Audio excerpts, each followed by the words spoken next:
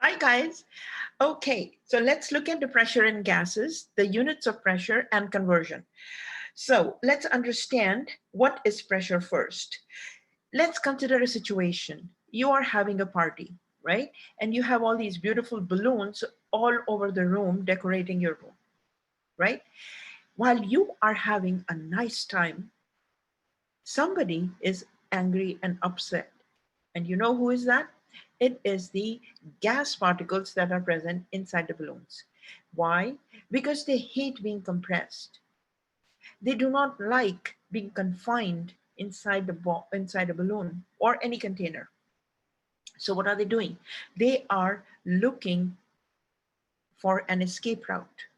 They are looking to find that little weak little piece inside the container, balloon for instance, in this case, that is going to allow them to, you know, move out of their balloon as fast as they could.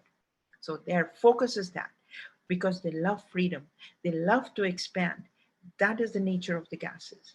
So what are they doing? We know from the kinetic molecular theory that these gases are hitting each other. Their collisions are happening inside these um, inside the balloon with these gas particles. And so what do? They are not only colliding with each other, they are also hitting the walls of the container.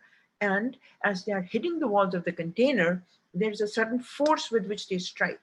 Now, like I said, their goal is to find escape route. So they're striking the walls of the container with a force. The lighter gases, which have a lighter like a mass, they hit the walls and then they bounce off. They hit the walls, they bounce off. But the heavier gases, they come slowly, but they strike with a great force and then they move back. So, the mass and the nature of the particles of the gases, that defines the pressure also. So the mass, it has an impact on with how much force they are going to strike on that per unit area. That is pressure. And the measurement is in pascals. So 1 pascal is newtons per square meter. And common unit, when we look at it in terms of gases, is the ATM. That's the atmosphere. But we have also other units. The other units are 1 ATM is 760 millimeters of mercury or 760 torr. 1 millimeter of mercury is 1 torr. 1 ATM is 29.92 inches mercury. 1 ATM is 14.7 psi. 1 ATM is 101325 pascals. Now, pascals is a very small unit. So our standard unit of atmosphere is 1 ATM. Okay, so now let's try to understand pressure and its impact with the altitudes. So we know that on the beaches, the air is thicker, so there is high pressure. On the plains, it's kind of medium, but if you go on the hills, there is a lower pressure and the air is lighter. So the what's the value of the pressure? Pressure on the plains is 1 atmosphere, and we consider it to be a standard atmospheric pressure. If you go on the beaches where the air is thicker, the atmospheric pressure is going to be more than 1 ATM. If you go up on the hills, and depending upon how the altitude changes, the pressure is also going to change, but it's going to go less than 1 ATM. So on Mount Everest, the pressure is 0.31 ATM, like really, really little. So we know that there's very little oxygen or hardly any oxygen on Mount Everest. Okay, so another thing we're going to look at is the impact of pressure with the amount. So the lesser gas you have, the less pressure you will have. The more gas particles you have, the more pressure you will have. In the end, it's all about the particles colliding with each other also.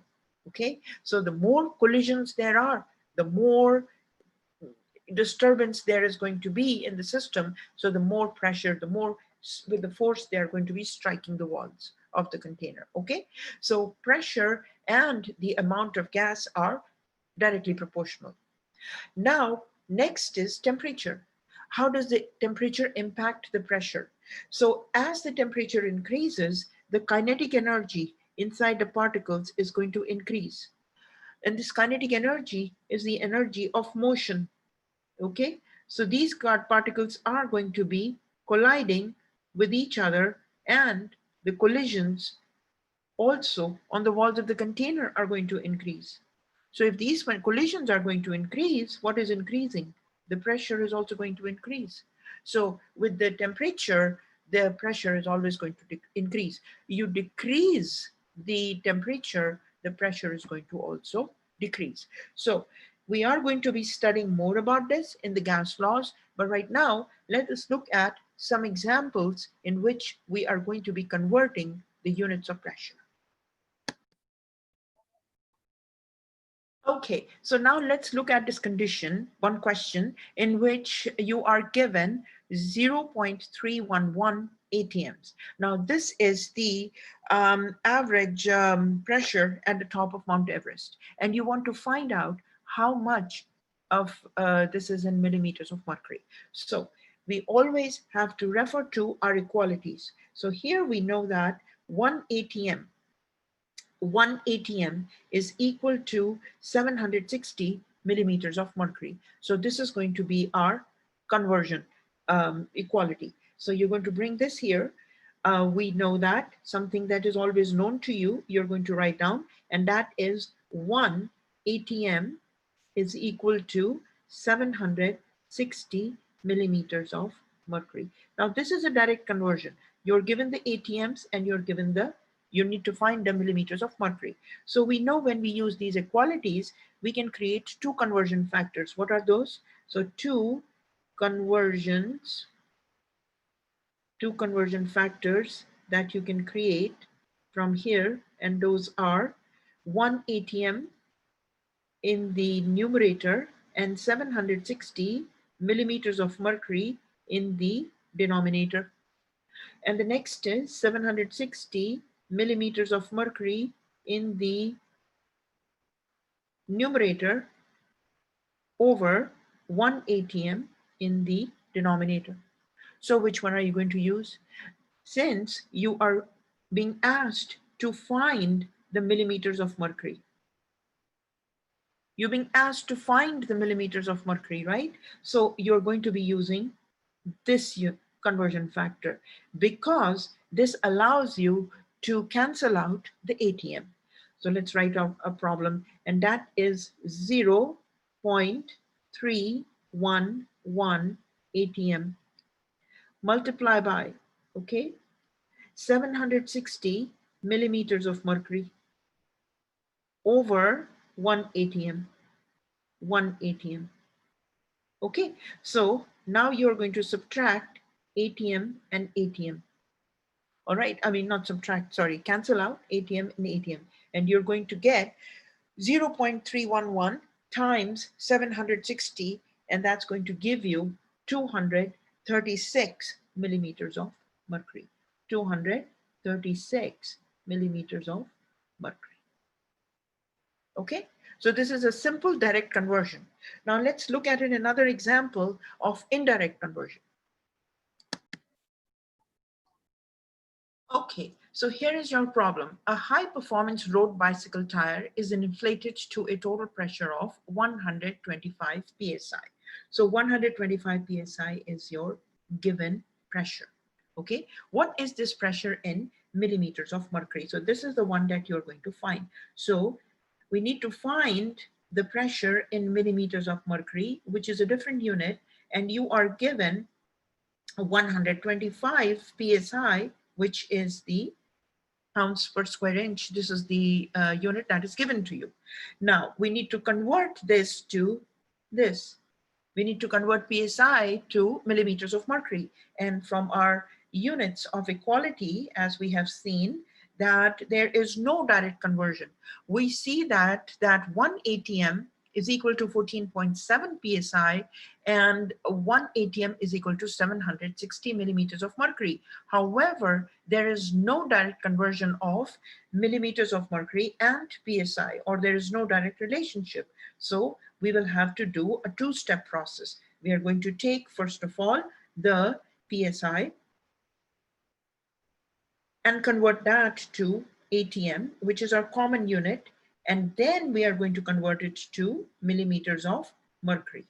Okay, so write down what is known to you. We know that 1 atm is equal to 14.7 psi.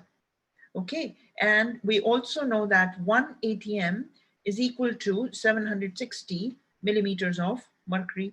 So 1 atm is equal to 760 millimeters of mercury. Okay, so 1 atm over 14.7 psi, or 14.7 psi over 1 atm. So that these are the two conversion factors. In this case, here is 1 atm over 760 millimeters of mercury and 760 millimeters of mercury over 1 atm. Okay, so these are the two conversion factors of the two equalities that are already known to us. And these known equalities, now we are going to use to do the conversions. So first of all, you write down your given, which is 125 psi. Now we need to get rid of psi, okay? And we need to convert the psi to atmosphere. Therefore, we are going to use this conversion factor because it allows us to get rid of the psi. So multiply by 1 atm over 14.7 psi. Okay, so that's the first step. Next, you can continue here further. Now you are going to get rid of atm, and you need the millimeters of mercury. So this is the unit you need. So this is the conversion factor you are going to use because this allows you to cancel out the atm. So you take 760 millimeters of mercury over 1 atm. Okay, so now cancel out the psi and the psi and the atm and the atm. And what are you left with? You are left with just the unit of millimeters of mercury, but 125 times 1 times 760 divided by 14.7 times 1.